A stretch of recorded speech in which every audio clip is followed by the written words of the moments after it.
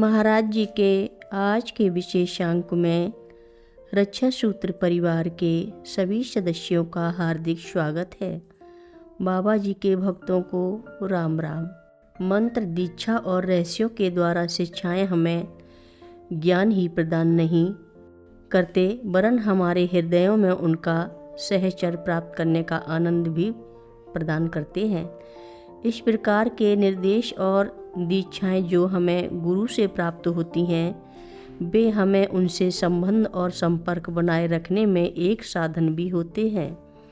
एक अन्य दृष्टि से सोचने पर चारपाई के पाये को बाबा जी का पांव समझने का सारा विचार मानसिक संतुलन और बुद्धिभ्रम की ही बात कही जा सकती है।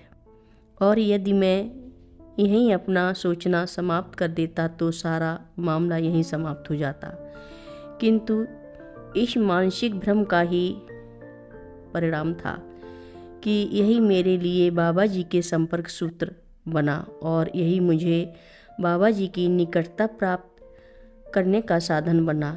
इस साधन के द्वारा प्राप्त सफलता ने एक प्रश्न भी उत्पन्न किया, क्या यह सब एक घटना मात्र थी अथवा अर्थहीन संयोग ही था अथवा उनके द्वारा जानबूझकर प्रयोजित था। इस प्रकार से यह सब कुछ हुआ था। इससे मुझे कोई संदेह नहीं रहा कि यह सब उनके मेरे लिए कार्य करने की पद्धति थी अथवा उनके द्वारा जानबूझकर प्रयोजित था। जिस प्रकार से यह सब कुछ हुआ था इससे मुझे कोई संदेह नहीं रहा कि यह सब उनकी मेरे लिए कार्य करने की पद्धति ही थी। इस स्वीकृति के पश्चात मैं और आगे बढ़ा। जितने दिन भी मेरी श्रद्धा उनमें है मैं इस प्रकार के साधनों का प्रयोग उनसे अपना संपर्क बनाने और अपनी आशाएं और इच्छाएं पहुंचाने में कर सकता हूं। यदि इसे स्वीकार कर लिया जाए तब यह निष्कर्ष भी निकालना अपरिहार्य है कि प्रत्येक भक्त के लिए यह उसी प्रकार उपादेय है जिस प्रकार मूर्तियां श्रद्धालु भक्तों के लिए उपयोगी हैं, भले ही वे दूसरों के लिए अर्थहीन और व्यर्थहीन लगती हों। एक और भी प्रश्न था। यह विचार मेरे मन में आया, कहाँ से? क्या यह मेरा अज्ञान था अथवा इसकी कहीं से प्रेरणा प्राप्त हो रही थी? इस मामले में तो क्या यह कहा जा सकता है कि सारा कुछ बाबा जी द्वारा अभिप्रेरित था? यह प्रश्न उन्हीं के द्वारा उठाया गया और बाद में इसका मुझे अनुभूति हुई कि यह सब उन्हीं का कार्य था। हमें यह विचार करने की आवश्यकता नहीं है कि उन्होंने इसे क्यों और कैसे किया, यह जानने पर कि यह उन्हीं का कार्य था। समय पर यह हमें स्मरण होता रहता है कि संकट और दुविधा की स्थिति में हमें उनके ही और समस्याओं के हल के लिए देखना चाहिए। यही सब कुछ है जो हम अपने जीवन में उनसे सीख सकते हैं।